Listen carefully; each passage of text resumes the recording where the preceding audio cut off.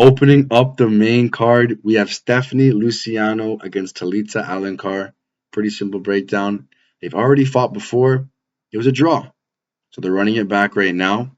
In that last fight, Talita Alencar won the first two rounds, and Luciano won the last one via 10-8, making it a draw. Luciano, I believe, has found Talita Alencar's timing and knows what she will do in certain scenarios. I believe Luciano will keep this fight standing, and she will pick her apart. Give me Luciano in this matchup. Next fight is Jardo Aarons versus Yusuf Zalal. Jardo Aarons, massive power in his hands, great striking, underrated striking as well. He's knocked down almost every opponent he's faced in the UFC, but he is facing a dog in Yusuf Zalal. This guy is so complete in the featherweight division, extremely clean on the ground, on his feet, makes his opponents miss. His spacing is spectacular. Yusuf Zalal is class, and he's going to show you why. Watch out for him when he climbs the ranks in the featherweight division. Moving on to the big boys, Gervonta Danis against Carl Williams. This fight is actually underrated in my opinion. Gervonta Danis is a come first, I'm going to take your head off type of fighter. Great kickboxing, great precision on his strikes, power. He has 7 wins and he has 7 knockouts, all by TKO or KO. Gervonta Danis is a problem, and you're going to see why this Saturday. Carl Williams is a wrestle-first kind of fighter. He has no striking whatsoever. He's just wrestle. If he can't get his wrestling going, he will be put out clean by Gervonta Danis in this fight. Carl Williams, when he does get the fight to the ground, has great control, great timing, and great placement of where to put his body.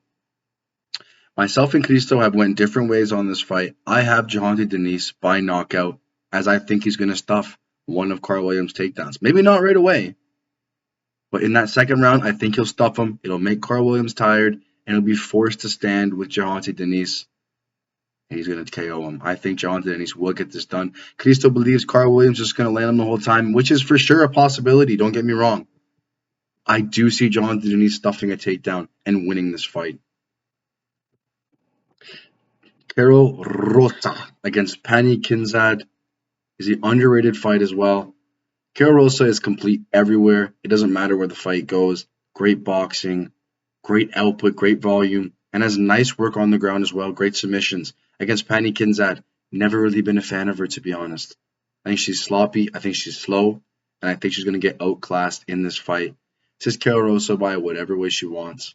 I would love to put a bet on her and Gregorio in my safety parlay, but I just cannot get burned by a woman again. Last week we saw Cristo get burned by Dudakova. I would love to put her in because I think she's the way better fighter, but anything happens in the women's division, so I just can't do it. My official prediction is Carol Rosa by KO. Next fight up is Tatsumi Kazama against Karlampios Gregorio from Cyprus. This fight is very low level in the bantamweight division, as we see monsters from that division. Merab Dvalishvili, Sean O'Malley, Figgy, Umar. Great fighters. Both these fighters will never touch those guys. Karlampios Gregorio is just better. He's just better. Tatsumi Kazama is a punching bag in the bantamweight division. Karlampios has better power, better striking, better cardio, and better wrestling. I don't see a way Kazama wins this fight at all. I think Kazama will get put out quickly in the first or second round by Gregorio, as he trains with some of the most elite fighters in the bantamweight division, Merab Dvalishvili and Aljamain Sterling. This would be in my safety parlay with Carol Rosa. I think he's going to win 95% of the time. Next up, we have the grandma, Yana Santos. She sucks. She sucks now. On a 3-fight skid, should be 4, against a fat woman in Chelsea Chandler, missed weight by 5 pounds. How sorry do you have to be?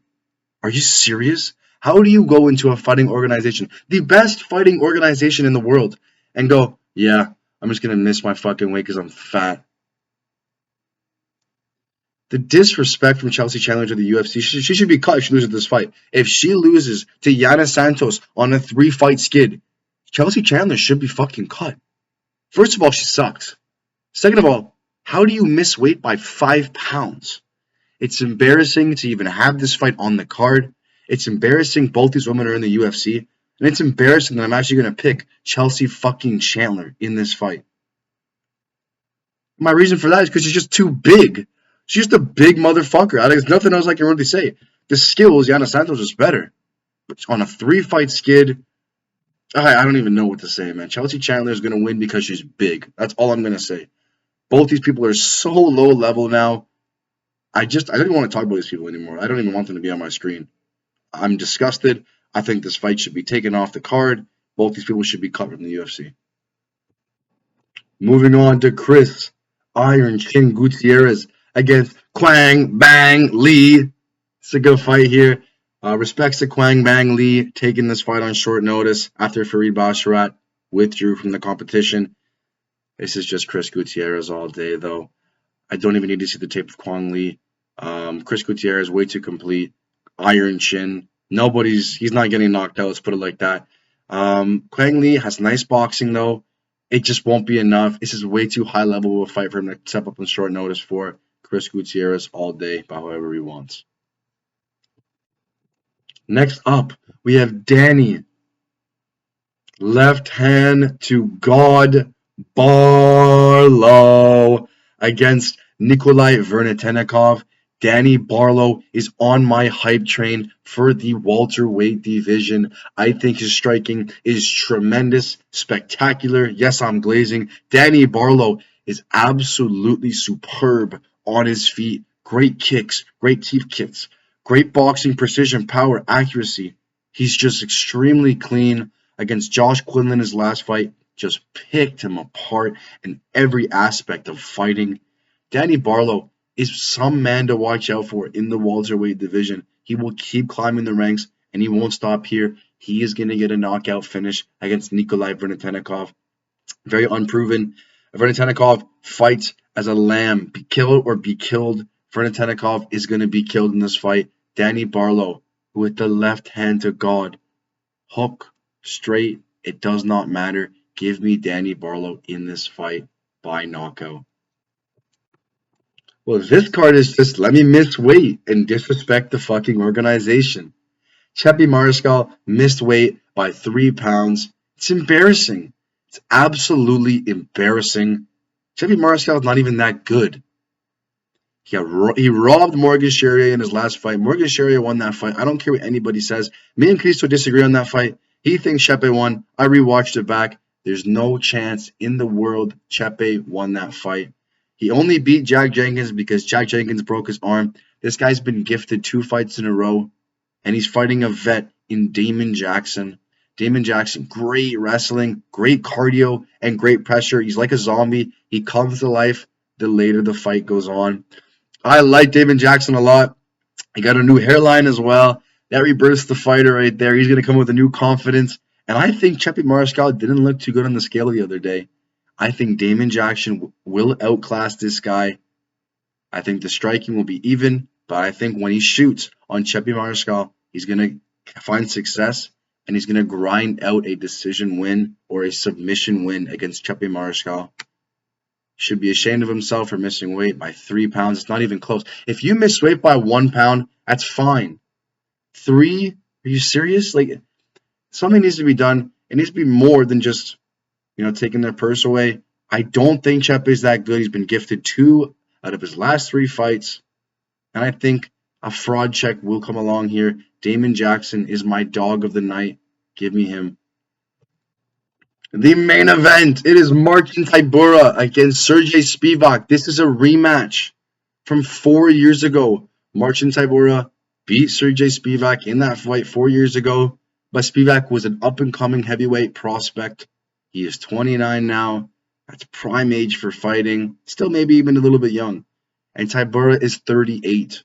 Sergey Spivac back then was a one-trick pony. He was a judo throw and control type fighter. He's now implemented more boxing techniques and skills in his fighting, and I think he's going to surprise Marcin Tybura in this fight. I think he's going to touch up Tybura in this fight, drop him with his new boxing skills, and go jump on him and just lay on him and score points the whole fight. I could see a knockout from Spivac as well. I think he has great power in his hands, and he's really evolved into a complete UFC fighter. He's only lost to the best, Tom Aspinall, Cyril Gane, and I guess Marcin Tybura. And I think he's going to bounce back in this fight, and I think he's going to get back to be a top 5 heavyweight in the division. Give me Sergey Spivac. Ladies and gentlemen, those are the fight card predictions. Please don't sleep. This is a hard card to predict, hard card to make money off of, but we're still going to do that. Next week, we have UFC 305 in Perth, Australia. It is Dricus du Plessis against Israel Adesanya, co-main by Steve Verseg and Kai Kara-France. Ladies and gentlemen, these are my fights. There'll be more videos throughout the week with my props, parlays, and best bets. And I'll see you guys next week. Peace.